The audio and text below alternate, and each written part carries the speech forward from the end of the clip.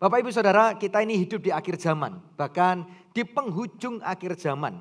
Nah, Wahyu 22 ayat yang ke-11 berkata bahwa di akhir zaman nanti orang yang jahat akan semakin jahat. Orang yang cemar akan semakin cemar. Orang yang benar akan semakin benar dan orang yang kudus akan semakin kudus. Kata firman Tuhan. Artinya bahwa di akhir zaman ini kita akan melihat sebuah fenomena yang akan sangat kontras sekali antara apa yang dikerjakan oleh kerajaan gelap dan apa yang dikerjakan oleh kerajaan terang. Artinya juga berarti di hadapan kita ada dua hal yang saudara dan saya harus putuskan. Apakah saudara akan hidup di bawah hukum kerajaan dunia ini yang kata firman Tuhan dunia ini berjalan menuju kepada apa? Kesudahannya. Ataukah saudara dan saya memutuskan hidup di bawah hukum kerajaan Allah. Yang artinya saudara dan saya tidak punya pilihan selain kita harus hidup semakin hari semakin benar kata firman Tuhan. Yang kudus harus semakin kudus.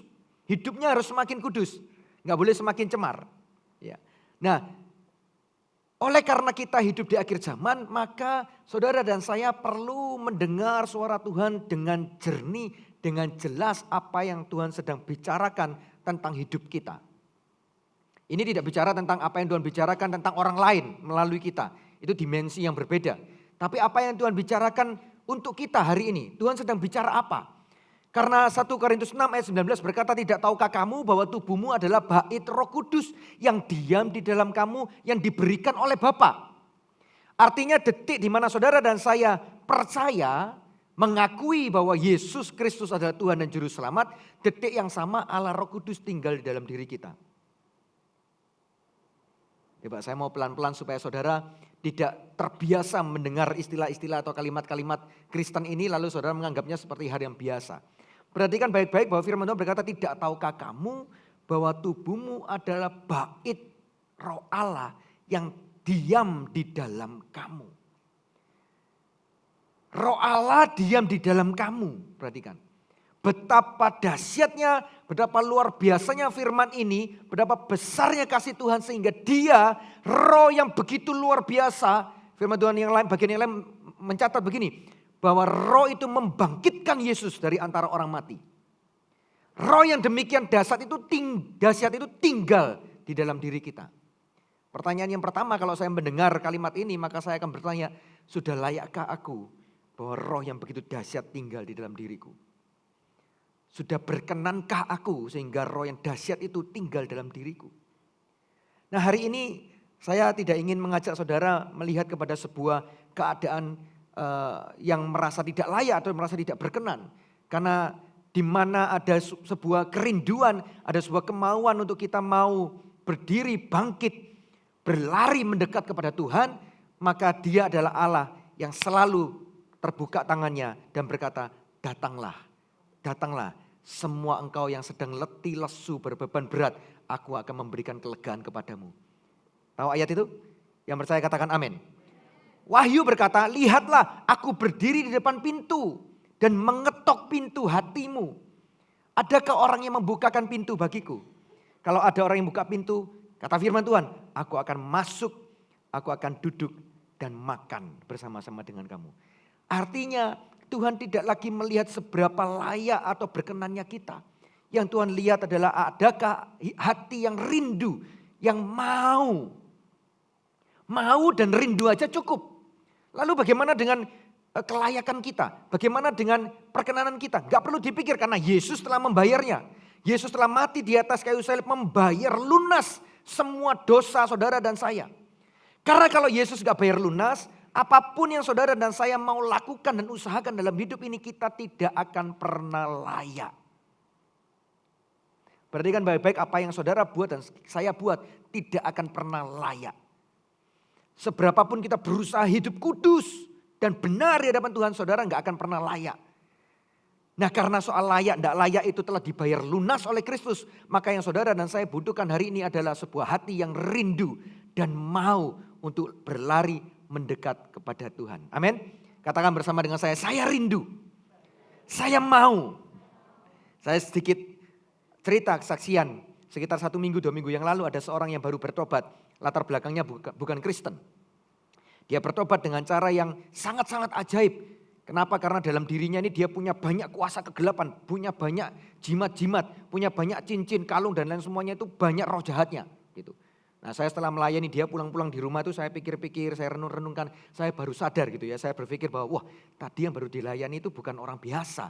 Ini sudah suhu levelnya saudara. Karena kalau di dalam dunianya dia, kalau ada orang yang istilahnya kalau di Kristen nggak ada ya. Kalau di Katolik itu misal kalau ada orang mau ketemu dengan uskup katakanlah, itu harus melalui satu orang lagi. Nah kira-kira orang itu. Tapi dia bukan orang Katolik saudara ya, orang yang berbeda. Di Asia Tenggara kalau ada orang yang mau ketemu, saya lupa nama bagiannya. Kalau ada orang mau ketemu dengan katakanlah orang yang cukup dipandang spiritual gitu ya, di level tertentu harus melalui orang ini dulu. Jadi dia sudah punya posisi. Nah suatu kali dia sakit keras. Saya kurang jelas sakitnya apa.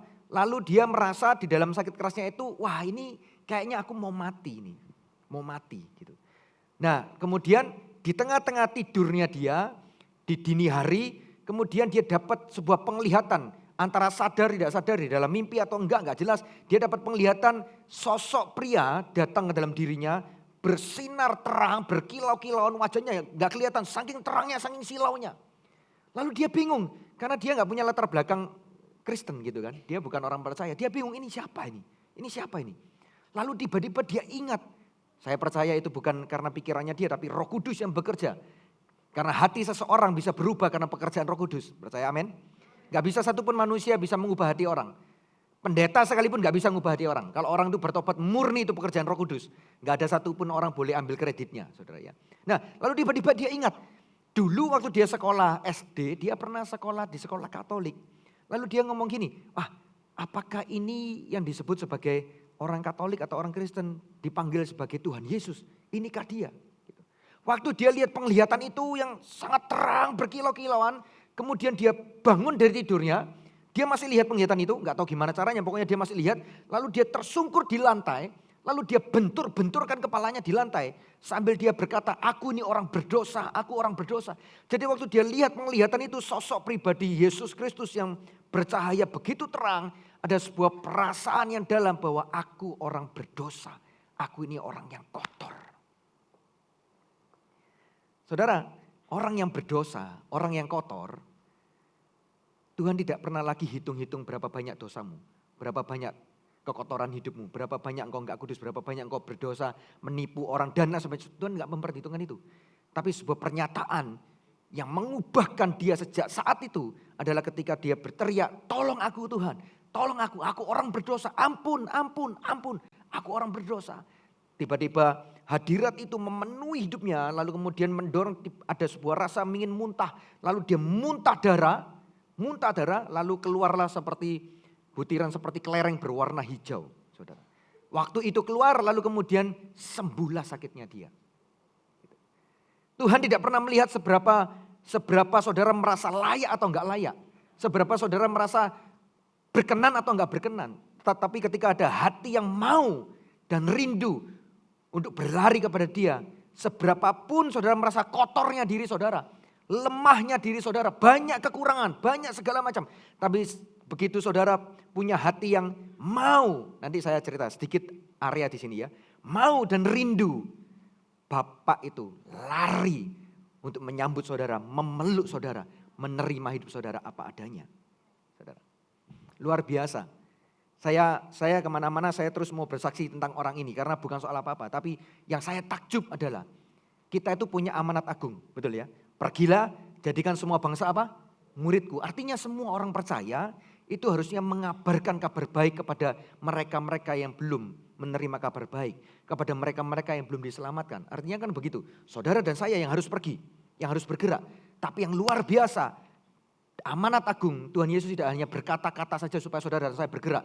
Tetapi dia sendiri bekerja sampai hari ini. Berjumpa dengan ini, dengan itu dan lain sebagainya. Saya masih ingat waktu-waktu masa awal-awal selesai pandemi. Kita baru-baru ibadah di sini, banyak orang masih bermasker. Saya ingat saya pernah baptis satu orang yang juga punya pengalaman yang mirip seperti ini. Tapi latar belakangnya dia bukan latar belakang dengan agama yang sama dengan orang ini. Ini latar belakangnya, bapak ini latar belakangnya agama sepupu kita. Saudara. Tapi mirip, waktu dia tidur, dia dapat penglihatan Yesus datang dalam hidupnya. Dia bingung ini siapa? Lalu dia ngomong mungkin ini Nabi Isa gitu. Singkat cerita, panjang ceritanya ya, dikenalkan ke ini, tiba-tiba sampai ke saya baptis dia. Kalau saya nggak salah dengar, orangnya sempat bergabung di CG, ada di wilayah selatan sini. Perhatikan baik-baik bahwa amanat agung bukan hanya tugas saudara dan saya, lalu seperti Yesus memberikan perintah supaya kita aja yang bergerak, tapi dia sendiri bekerja sampai hari ini. Makanya Yesus berkata, kalau Bapakku bekerja, aku pun bekerja sampai hari ini. Luar biasa saudara. Semakin dekat dengan akhir zaman, semakin banyak orang, semakin banyak kerajaan sorga tidak tinggal diam saudara. Kerajaan sorga juga bergerak gitu, supaya semakin banyak orang diselamatkan. Itu sebabnya saudara dan saya nggak boleh diam saja. Kita juga harus bergerak melakukan sesuatu. Amin. Nah hari ini kita punya tema di bulan Februari ini bicara tentang buah roh. Buah itu artinya dampak, saudara. Karena tidak mungkin pohon mengeluarkan buah lalu dengan tujuan yang lain, nggak mungkin. Kalau ada buah dari pohon itu, buah itu bicara tentang dampak. Karena akan ada orang yang memetiknya dan memakannya dan mengecap rasanya, gitu. Dampak, buah itu dinikmati, dirasakan oleh orang lain. Nggak mungkin buah itu muncul lalu dinikmati oleh pohonnya sendiri, nggak mungkin, nggak ada cerita kayak gitu. Ya. Nah oleh sebab itu kita orang percaya, kalau ada roh Allah yang begitu luar biasa dan dahsyat tinggal dalam diri kita, maka saudara harus berbuah dalam hidup ini. Supaya buah saudara dikecap oleh orang lain dan supaya mereka yang mengecap buah saudara dan mereka yang belum percaya, mereka menjadi percaya seperti iman kita kepada Tuhan. Amin. Siang hari ini judul khotbah saya adalah buah dari terang. Mari kita baca firman Tuhan dulu dalam Efesus 5 ayat 8 sampai 11. Perhatikan baik-baik. Memang dahulu kamu adalah kegelapan, tetapi sekarang kamu adalah terang di dalam Tuhan. Sebab itu hiduplah sebagai anak-anak terang. Karena terang hanya berbuahkan kebaikan, keadilan, dan kebenaran. Coba katakan bersama dengan saya. Kebaikan, keadilan, kebenaran. Ayat 10. Dan ujilah apa yang berkenan kepada Allah, kepada Tuhan. Janganlah turut mengambil bagian dalam perbuatan-perbuatan kegelapan yang tidak berbuahkan apa-apa. Tetapi sebaliknya telanjangilah perbuatan-perbuatan itu. Kita lompat ke ayat 15 sampai 17 ya. Ayat 15 sampai 17. Karena itu perhatikanlah dengan saksama bagaimana kamu hidup. Janganlah seperti orang bebal tetapi seperti orang arif. Dan pergunakanlah waktu yang ada karena hari-hari ini adalah jahat. Sebab itu janganlah kamu bodoh tetapi usahakanlah supaya kamu mengerti kehendak Tuhan. Hari-hari ini adalah hari-hari yang jahat. Artinya saudara dan saya hidup di masa penghujung akhir zaman saudara. Yesus akan datang kedua kali dan pasti akan datang. Sudahkah saudara dan saya siap ketika mempelai kita datang menjemput kita? Yesus pernah memberikan sebuah perumpamaan tentang 5 gadis bodoh dan 5 gadis bijaksana. Yang 5 gadis yang bodoh gak punya persediaan minyak karena dia pikir pengantinnya kapan datang gitu. Gak jelas pokoknya sudah nyala, habis gitu. Tapi yang bijaksana dia terus sediakan minyaknya karena dia tidak pernah tahu kapan mempelainya datang. Kita tidak pernah tahu kapan Yesus datang tapi yang pasti Alkitab berkata dia akan datang. Dan dia pasti akan datang menjemput gerejanya, menjemput orang-orang percaya. Hari-hari ini begitu banyak, kalau saudara lihat di YouTube ada begitu banyak hamba Tuhan yang mencoba mulai menghitung, meramal gitu ya. Gak pakai bahasa ramal sih tapi saya sampaikan dengan gamblang supaya lebih mudah dimengerti. Meramal, menghitung-hitung harinya, menghitung-hitung masanya. 2000 tahun sejak Adam dan Hawa diciptakan, 2000 tahun kepada kelahiran Yesus, 2000 tahun sampai sekarang setelah Yesus lahir gitu. Zaman Allah Bapa 2000 tahun, zaman Allah Anak 2000 tahun, zaman Allah Roh Kudus 2000 tahun, jadi sudah 6000. Bukankah satu hari adalah 1000 hari, satu hari di hadapan Allah, 1000 hari di hadapan manusia. Kalau sudah 6000 berarti 6 hari. Hari ke-7 kata firman Tuhan, wah gawat Allah beristirahat. Artinya kiamat ini, Yesus datang ini. Nah gitu kan. Dihitung-hitung demikian rupa, banyak cara dan banyak metode. Gitu. Yesus pernah berkata, lihatlah tanda-tandanya. Kalau tunasnya mulai bertumbuh, kalau mulai berdaun dan lain sebagainya. Lalu banyak orang menafsirkan sebagai bangsa Israel. Yang kemudian tahun berapa 46 merdeka, bertumbuh, berdiri sebagai negara, tunasnya mulai tampak gitu kan. Disamakan dengan itu orang mulai mencoba meraba-raba. Kapan ini kedatangan Yesus? Kapan ini kedatangannya? Gitu. Jangan lupa bahwa Yesus pernah berkata bahwa ketika hari itu tiba, hari itu akan datang seperti pencuri. Gak ada orang yang tahu kalau seperti pencuri. Kalau saudara dan saya tahu itu namanya gak pencuri saudara ya. Sudah izin dulu Pak nanti malam ya sekitar ya jam 12 lebih 10 menit aja lah saya datang ke rumah ya. Nah itu namanya gak pencuri saudara. Sudah siap gitu ya. Karena hari itu akan datang seperti pencuri, artinya ada banyak orang gak siap. Hari itu akan tiba dan mereka yang siap akan diselamatkan. Nah itu sebabnya hari ini saya rindu menyampaikan firman ini bukan dengan spirit memberikan roh ketakutan kepada saudara, situasi ketakutan enggak. Tapi justru membangkitkan saudara untuk ayo kita siap, benahi diri kita, bangkitkan iman kita, bangkitkan roh kita. Saatnya akan tiba. Saatnya akan datang. Kalau saudara punya banyak kesaksian dalam perjalanan hidup saudara dan sebagainya. Saudara mau cerita sama orang, cerita saudara. Suatu kali saya bulan November kalau nggak salah ya. Saya sama Pastor Lukas sama Pastor Stephen Ngui. Kita ke Jakarta ikut conference gitu. Lalu dalam perjalanan turun bandara Jakarta. Lalu dari bandara itu kita memutuskan naik Grab ke hotel ya. Naik Grab. Nah waktu mau masuk Grab itu nggak tahu gimana teman-teman itu iseng memposisikan saya supaya saya nggak punya pilihan, saya nggak mau duduknya di depan sama supir gitu. Mereka buruan masuk duluan ke belakang, selalu gitu pokoknya kalau pergi sama mereka itu ya. Saya duduk di depan ya sudah, jalan gitu. Waktu perjalanan agak macet, terus kemudian saya dengar jelas di hati saya Roh Kudus ngomong, coba ngobrol sama Bapak ini gitu. Nah saudara, saya mau share sama saudara, kita itu harus dengar-dengaran dengan suara Roh Kudus. Karena dia yang memimpin hidup kita. Saya tidak ngomong kalau saya dengar suara Roh Kudus saya lebih rohani dari saudara. Enggak. Roh Kudus berbicara itu untuk semua orang. Enggak hanya kepada pendeta. Firman Tuhan berkata domba-dombaku mendengar suaraku. Siapa yang jadi domba Yesus akan dengar suaranya gitu. Masalahnya gini saudara dan saya sering responnya atau enggak gitu aja. Kalau kita itu dengar suara halus, suara kecil, suara yang lembut. Kita sering abaikan ya lama-lama suaranya hilang. Tapi kalau suara-suara itu coba kita dengarkan, kita coba tangkap suaranya. Lama-lama kita tahu ini suara Tuhan, ini suara hatiku sendiri, yang ini suara setan. Tapi kita bisa bedakan. Lalu saya mulai ngobrol sama bapak taksi itu, ngobrol nggak ada arah lah saudara. Pokoknya untuk membuka omongan aja. Singkat cerita sambil ngomong tiba-tiba Roh Kudus ngomong, bapak ini punya satu anak dan dia kepikiran sama anak itu. Gitu. Nah ini belum ngomong tentang anak. Saya langsung membandingkan diri sama ngomong, Pak, bapak punya anak satu ya? Cowok ya Pak? Iya gitu. Oh kenapa Pak? Kok kayaknya Bapak sedang kepikiran sama anak itu? Nah mulai ngomong saudara. Iya Pak soalnya gini. Wah macam-macam saudara. Baru menikah lalu saya lupa ya ceritanya saya sendiri lupa. Pokoknya gimana gitu ya. Pokoknya kasihan lalu dia mulai curhat. Saya ini sudah megang supir taksi sampai sekarang jadi Grab dan apa segala macam. Total itu lebih dari 20 tahun. Bayangkan saudara. Profesi driver itu lebih dari 20 tahun. Susah Pak gitu. Saya mulai ngomong Pak ada pengharapan di dalam Tuhan. Saya lihat namanya, kebetulan namanya itu Franciscus siapa gitu. Saya langsung tahu, oh ini kira-kira kepercayaannya apa gitu. Saya langsung ngomong, Pak, Bapak kan kenal sama Tuhan Yesus Pak. Gitu. Mungkin ada nama-nama yang lain gitu di Alkitab. Tapi yang penting kita perlu berdoa hanya kepada satu nama, Yesus Kristus. Karena Filipi 2 ayat 9 berkata, kepadanya dikaruniakan nama di atas segala nama. Supaya bertekuk lutut segala yang di atas, di langit, di bawah, di bumi. Dan semua lidah mengaku bahwa Yesus Kristus adalah Tuhan dan Raja. Pak berdoa Pak, ada pengharapan di dalam Tuhan, ada pengharapan di dalam Kristus gitu. Lalu sampai turun itu sampai di hotel, saya masih ngomong. Jadi teman-teman sudah keluar tuh, malah mereka guyonan, saya didadai. Saya suruh jalan didadai, saya masih di dalam. Ngapain saya di dalam? Saya ngambil waktu 3-4 detik saya berdoa untuk Bapak ini.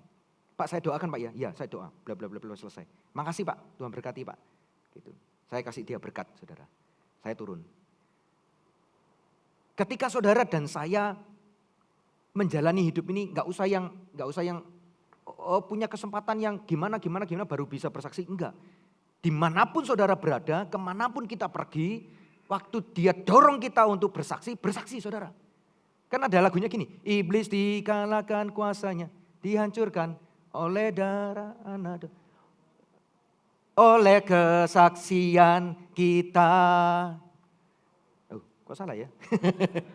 Ulangi lagi, oleh kesaksian kita iblis dikalahkan, kuasanya dihancurkan oleh darah anak domba. Oleh kesaksian saudara dan saya kuasa iblis dihancurkan. Yang percaya katakan amin.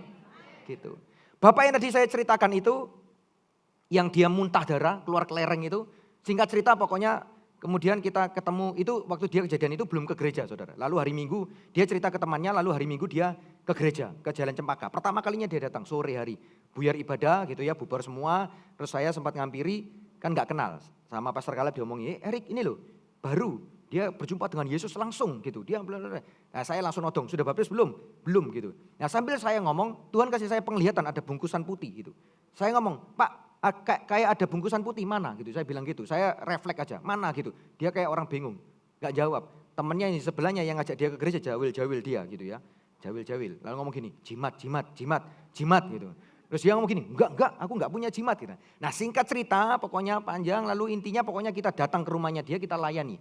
Waktu kita melayani, saya ngomong sama dia, Pak nanti tolong tuntun saya pergi ke semua sudut rumah ini, mana-mana yang kita akan doakan. Mana-mana yang Bapak tahu ada roh jahat dan lain sebagainya. Keliling kita, saya bawa minyak urapan gitu ya, saya doa, selesai. Lalu saya ngomong, Pak enggak ketinggalan. Pasti ya, enggak ada yang ketinggalan. Oh di kamar saya, masuk kamar. Lalu kemudian dia buka lemarinya, dia buka lokernya itu, dia dalam bahasa Ibrani saudara, dia rogo, ini bahasa Ibrani rogo ini. Dikeluarkanlah bungkusan putih. Saya spontan langsung ngomong, itu yang saya lihat, kamu ingat gak kemarin itu yang saya lihat gitu. Karena waktu dia ngomong, enggak ada, enggak punya jimat, enggak ada. Saya juga agak deg gitu. Oh saya lihat kok dia bilang enggak ada. Apa saya keliru lihat ya? Mestinya bungkusannya bukan putih, mungkin bungkusannya merah gitu ya. Karena sebentar lagi kita kan mau sincia saudara ya. Angpau maksudnya.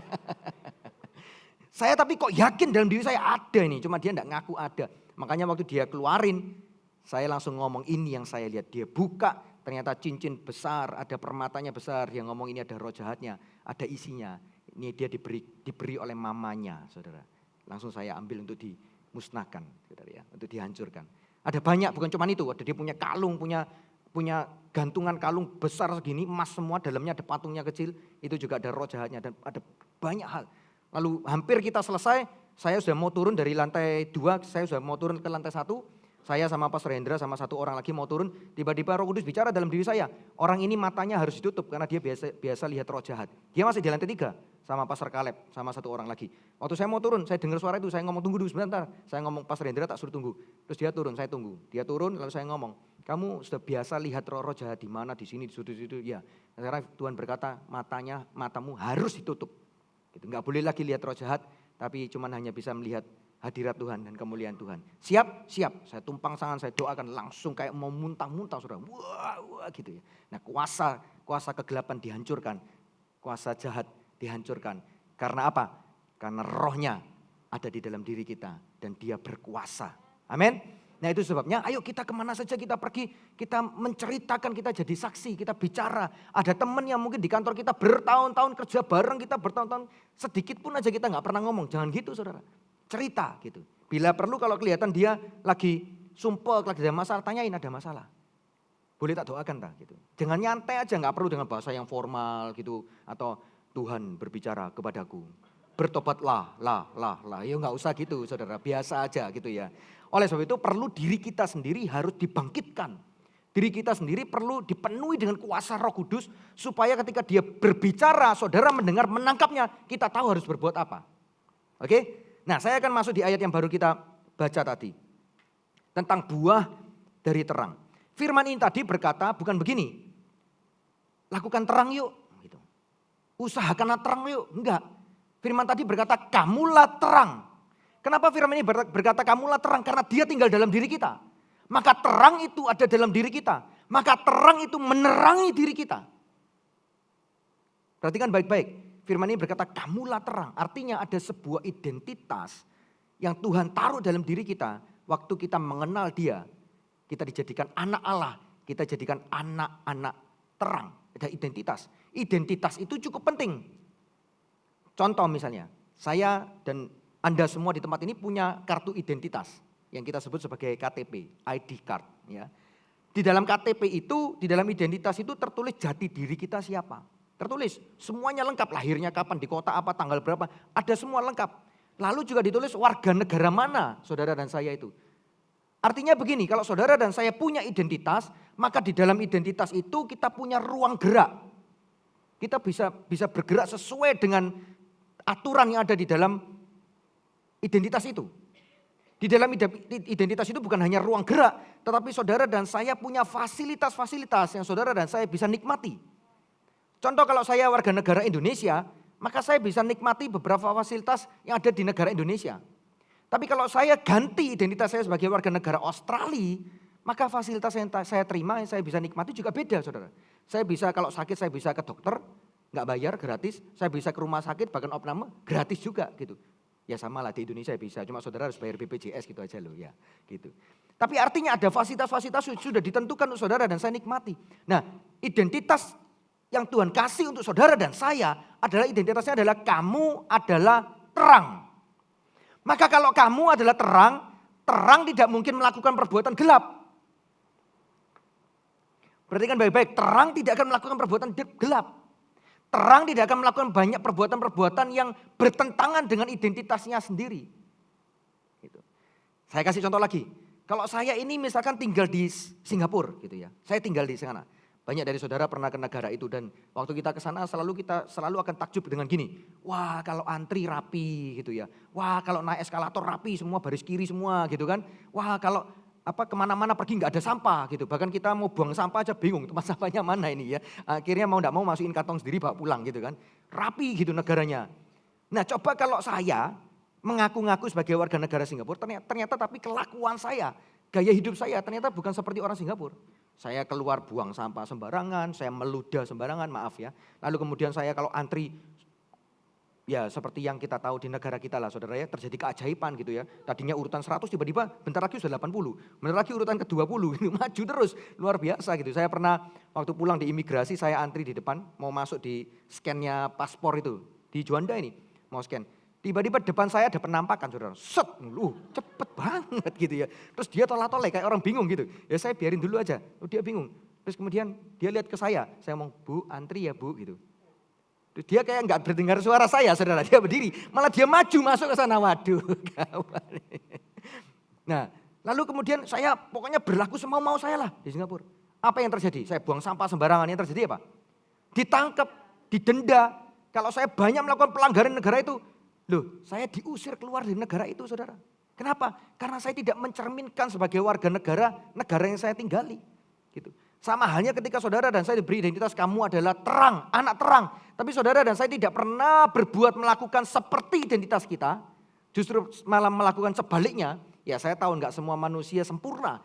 Tapi keniatan, kerinduan, kesungguhan, kegigihan kita untuk kita mau hidup sebagai anak terang itu penting di hadapan Tuhan. Nah itu nilainya mahal di hadapan Tuhan. Mungkin kita seringkali gagal gitu ya. Mau misalkan Tuhan sedang latih kita, misalkan nggak boleh bohong misalkan gitu. Kita berusaha hidup nggak bohong karena kita mendengar suaranya nggak mau bohong, pokoknya nggak mau. Mungkin ada beberapa kali kita jatuh dan lain sebagainya. Tapi dia lihat keseriusan, kesungguhan hati kita mau terus maju bersama dengan Tuhan. Kita mau hidup semakin hari semakin benar. Wahyu 22 ayat 11 tadi berkata bahwa yang jahat akan terus jahat, yang cemar akan terus cemar, yang baik akan terus apa? Baik, yang kudus akan terus apa? Kudus. Nah kalau saudara lihat perjalanan hidup saudara semakin lama semakin jahat jadi orang gitu ya. Dulu jahatnya cuma jahat gitu biasa. Terus kalau ditanya sama orang, hari ini menurut kamu hari ini aku gimana? Oh kamu jahat. Terus tadi 2 minggu kemudian ketemu lagi, menurut kamu aku hari ini gimana? Oh kamu jahat Pol. Gitu. Tambah meningkat jahat gitu ya. Nah kalau gitu berarti hidup saudara ditaruh di bawah hukum dunia. Saudara nggak ikut hukum kerajaan Allah. Saudara. Maka identitas itu saudara harus pegang baik-baik. Bahwa saudara dan saya adalah anak terang. Amin. Coba lihat kanan kiri dulu ngomong gini, kamu anak terang. Nah gitu. Firman Tuhan bukan berkata lakukan terang atau jadilah terang. Firman Tuhan memberitahu kita bahwa kamu adalah terang. Saya ulang sekali lagi supaya saudara tahu ini identitas kita bersama. Hal pertama yang kita pelajari adalah bahwa terang itu membuahkan kebaikan. Tadi ada 3 hal ya. Kebaikan, keadilan, kebenaran. Yang pertama adalah terang membuahkan kebaikan. Saudara gak ada yang namanya terang itu melakukan perbuatan-perbuatan jahat, gak ada. Dalam bahasa asli Alkitab kita, kebaikan itu pakai kata agatosune. Ya. Itu bicara tentang bukan sebuah kebaikan yang pasif, tapi sebuah kebaikan yang aktif. Bukan potensi baik, enggak, tapi sudah melakukan kebaikan. Nah ini kebaikan yang dimaksud oleh Tuhan. Kalau saudara dan saya anak terang, maka kita punya track record bahwa kita melakukan kebaikan. Ada buktinya. Waktu saudara harusnya marah, saudara tahan, saudara nggak marah, saudara berdamai dengan semua orang, itu kebaikan. Itu saudara punya track record, kita melakukan kebaikan. Itu membuktikan bahwa saudara punya identitas, saudara adalah anak terang. Amin. Peka, ada tindakan nyata, ada tindakan yang keluar dari hati, bukan pencitraan, bukan polesan bagian luar, bukan dari dalam hati melakukannya. Kenapa? Karena hati-hati, gelap juga bisa berbuahkan hal yang baik. Gelap itu bisa loh, hati-hati. Karena dalam hidup ini tadi pagi saya cerita ada buah yang asli, yang masak pohon, ada buah yang karbitan. Tampaknya matang, tampaknya menarik hati, warnanya waduh baik ini. Waktu dikupas, waktu kita makan, waduh karbit karena kecut rasanya saudara ya. Enggak manis ya. Hati-hati karena gelap juga akan bisa mengeluarkan buah. Hal yang kedua adalah bahwa terang membuahkan keadilan.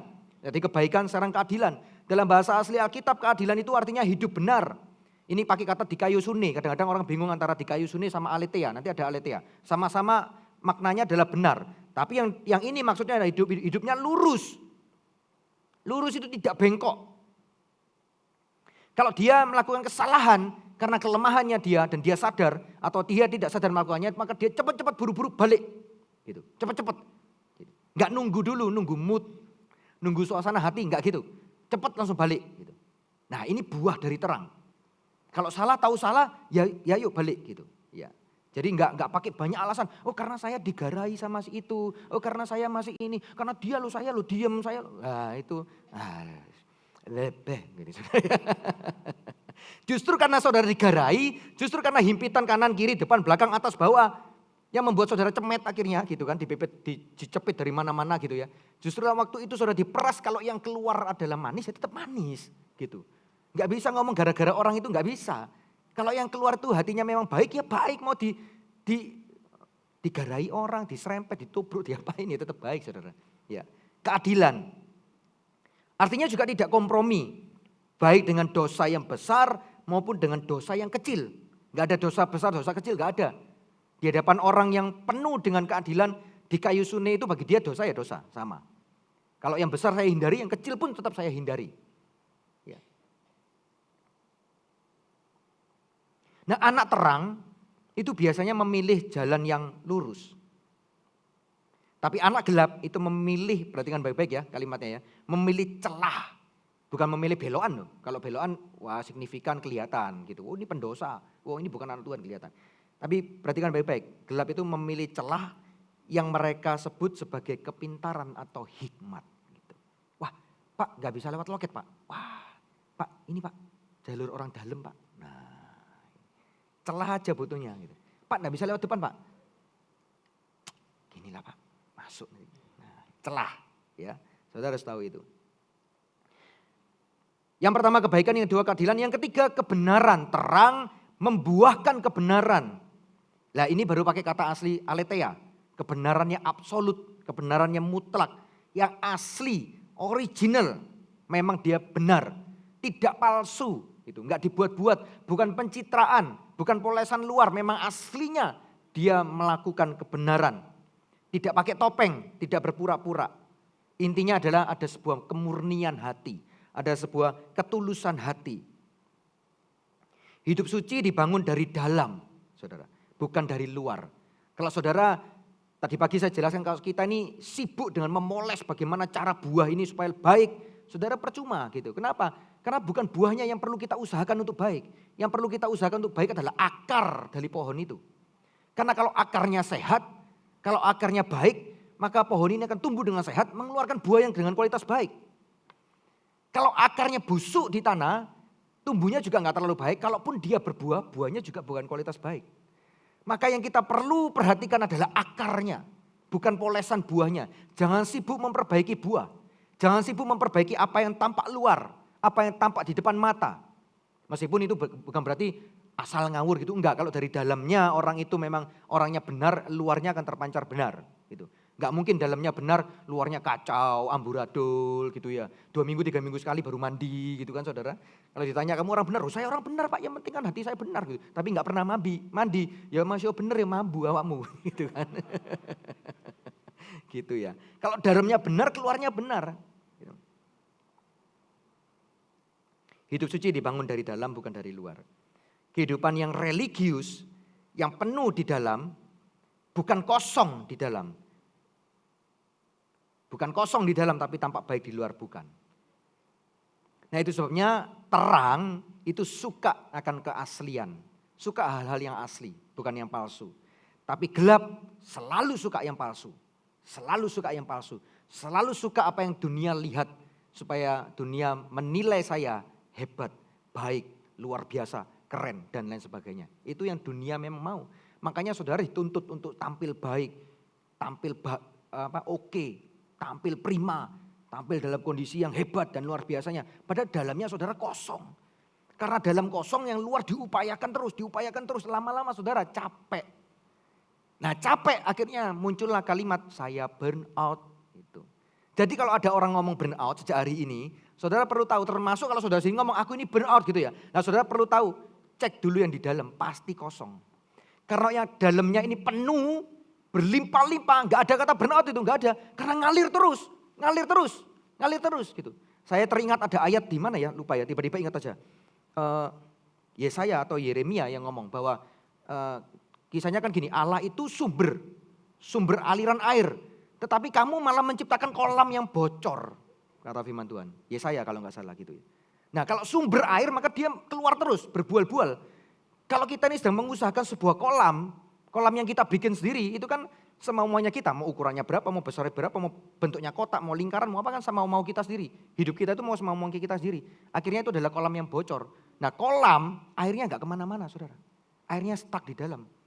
Gitu, nggak ada apa. Tapi kalau sumber dia terus berbual-bual, dia mengalir. Makanya kalau ada kolam, dalamnya ada sumbernya, kolam itu airnya pasti jernih terus, pasti baik terus. Karena dia produksi terus.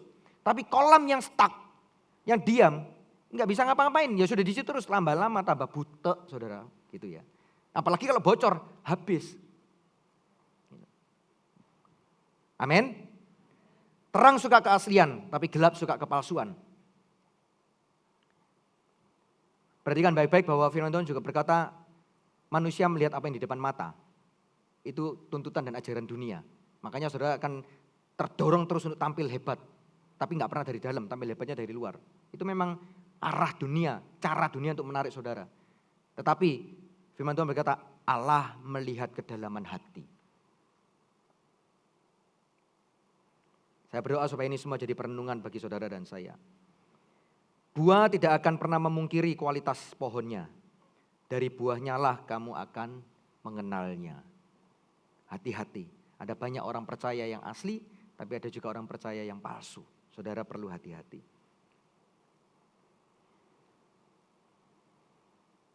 Saya rindu di perjalanan hidup kita yang semakin menuju kepada akhir zaman ini. Saudara tidak menjadi orang yang semakin lama semakin takut. Gitu. Ada yang sudah siap-siap untuk 7 hari kalau nggak ada lampu sama internet, ada? Sudah siap-siap? Oh nggak ngerti semua ya? Oh puji Tuhan kalau nggak ngerti. Berarti jemaat di tempat ini adalah jemaat-jemaat yang kudus di hadapan Allah. Gitu. Kan lagi banyak tersebar, kita harus siap, harus persiapkan semuanya. Karena nanti 7 hari listrik mati, 7 hari internet mati gitu. Oh itu toh Pak, oh, sekarang baru sadar gitu ya. Tadi pura-pura ya saudara ya. Ada yang mulai siap-siap, nah, saudara nggak usah takut saudara. Saudara harus semakin tahu bahwa ke dunia ini berjalan menuju kepada kesudahannya. Justru semakin saudara harus bangkit. Harus semakin saudara menjadi sadar bahwa ya ini waktunya aku harus sungguh-sungguh di hadapan Tuhan. Harus mendekat kepada Tuhan. Karena firman Tuhan ngomong gini. Orang yang terus merenungkan firman Tuhan. Siang dan malam. Dia seperti pohon yang ditanam di tepi aliran air. Yang merambatkan akar-akarnya. Yang bertumbuh daunnya lebat. Berbuah pada musimnya. Lalu firman Tuhan ngomong gini. Tidak mengalami datangnya panas terik. Wah itu luar biasa tuh. Panas terik ada, tapi firman Tuhan ngomong dia tidak akan mengalami datangnya panas terik. Lalu ditutup dengan kalimat gini, apa saja yang diperbuat berhasil. Gak usah takut, gak ada internet ya gak apa-apa, gak ada listrik gak apa-apa gitu. Selama aku dekat dengan Tuhan, selama dia tinggal dalam diriku. Apa yang aku takutkan, karena rohnya berserta dengan aku. Amin. Amin. Coba lihat kanan kirinya dulu ngomong gini, takut enggak gitu. Saya undang teman-teman BW bisa naik ke depan. Saya akan tutup dengan satu ayat. Lukas 13 ayat 6-7. Lukas 13 ayat 6-7. Perhatikan ini baik-baik karena kalau enggak ini adalah sebuah ironi yang terjadi. Lalu Yesus mengatakan perumpamaan ini. Seorang mempunyai pohon ara yang tumbuh di kebun anggurnya.